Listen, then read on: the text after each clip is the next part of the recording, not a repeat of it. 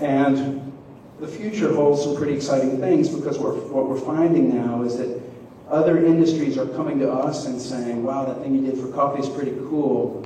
Can you adapt the fair trade model to apparel? So Jerry misspoke a little bit. He said we're already doing apparel. We're not doing apparel yet.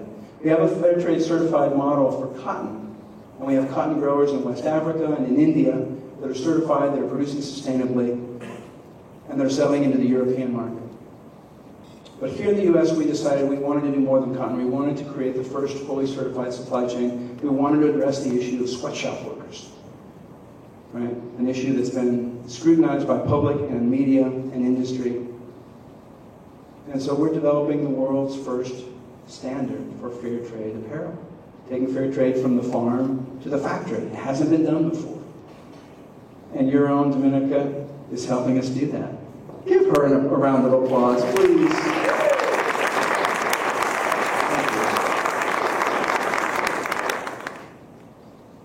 So, I feel blessed that this model of change has somehow proven itself in one industry and now is being requested by other industries. So we'll see where it goes. We'll see where it goes, and we'll see where the journey takes us. I just want to tell one quick story, and then let the real stars of tonight's show come up on stage. I was in Tanzania this summer, and I was visiting coffee farmers who grow on the slopes of Mount Kilimanjaro there. It's a beautiful region, rich volcanic soil, and heavily forested slopes, and the coffee is grown under the canopy, very sustainable. And those farmers have been fair trade certified for a number of years now, and they've been selling to the fair trade market in Europe and now here in the US.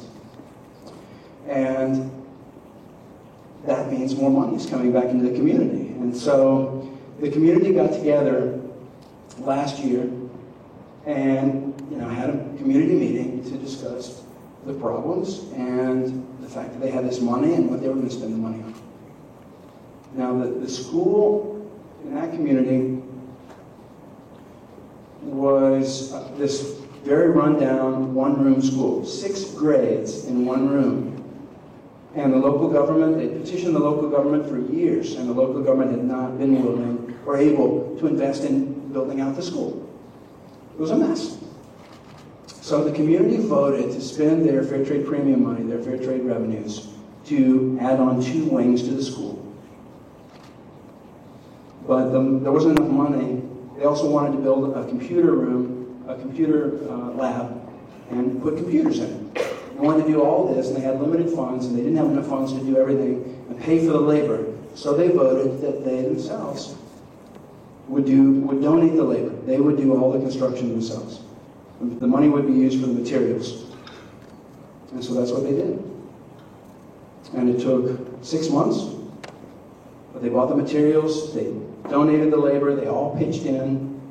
And in many cases, the 5th graders and the 6th graders helped out too on the weekends. And I talked to some of the 6th graders when I was there who actually were pitching in to help build the structure.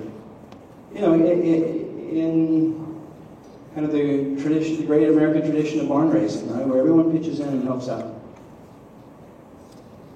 As parents, they tell us, get involved in your kids' education. I don't know of any better way to get involved in your kids' education than going and building their school.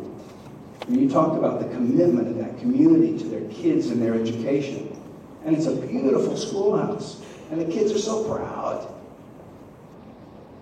Now, any one of the companies that we work with, Starbucks, Dunkin' Donuts, Green Mountain, Costco, any one of them could have written a $30,000 check, sent it to Tanzania, and built that school for those folks.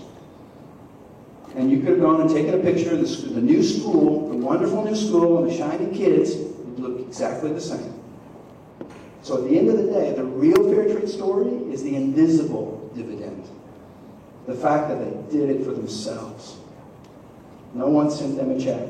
They had their own money. They had their own community meeting. They had their own vote. They pitched in the labor. They did it themselves. That's pride. That's transformational for people. And you could see it. You could see it in those communities. You could see it in those homes when people talked about the new school. It was theirs. I love that. And I have no better story to describe what we do than that. So, my speaking coach said, always finish every speech with a call to action. Here's my call to action.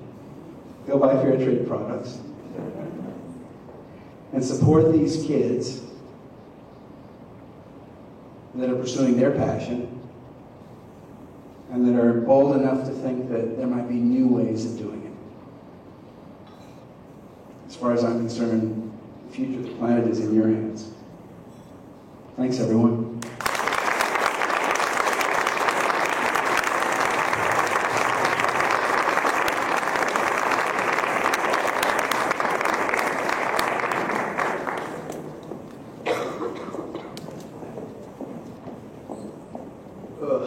How do you follow that up? You're inspirational. Thank you so much, Pablo and Talat. So, welcome everyone. My name is Kelly Walker and I'm this year's president of the Council of Nurse Social Entrepreneurs. I have the honor this evening of introducing President Ibeck as the moderator for tonight's panel. President Ibeck, on behalf of the Council, we really want to thank you for the interest that you put into the Global Center and everything we do. So without further ado,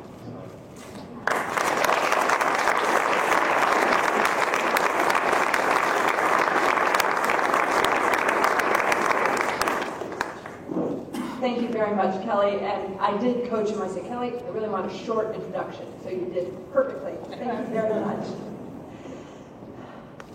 Welcome, all of you. The amount of energy and excitement and sense of impact on the world has been emanating from this room all evening. And I think it leaves all of us thrilled and hopeful about the future. Paul, I can't thank you enough for your comments, for sharing your personal experience, an experience that I'm sure many of our students can understand, only being able to afford a one-way ticket someplace. But I think that what was so powerful about your message was how an individual can truly make such a difference in transforming the world. And that really, it's not as if you woke up when you were 18 and you said, I'm going to transform the world. But you followed a calling, a desire to make a difference, and you let that calling guide you in your lifetime choices. And what a difference you've made. So thank you very much. We all deeply respect you and what you've done.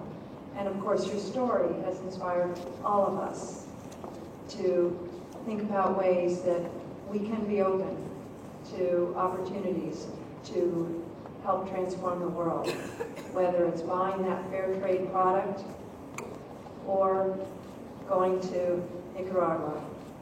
Thank you. So, you aren't here to hear me. We are all here to hear our students. And so what I'd like to do is call the students up. You have probably been wondering what these 5 comfortable chairs are doing up here. We are going to be relaxing on the stage and having a conversation so that all of us can learn about the marvelous experiences just representatives of our Ambassador Corps will be sharing with us. So I'm going to be calling them up one by one and giving a brief biography as they walk up and sit down in their chairs. And then I'm going to be joining them and ask them questions, and we'll have a conversation here for a while. And then you will all have opportunities to ask them questions as well. So, first of all, Jocelyn Gray, if you come up. Jocelyn is pursuing a Master of Science in Engineering Science here at University of the Pacific. Her host organization was Maharishi Institute in Johannesburg, South Africa. Her internship focus was teaching technical skills for practical use in daily life to disadvantaged youth, development of the Nature Reserve Campus for ecotourism, and researching other sustainability ventures.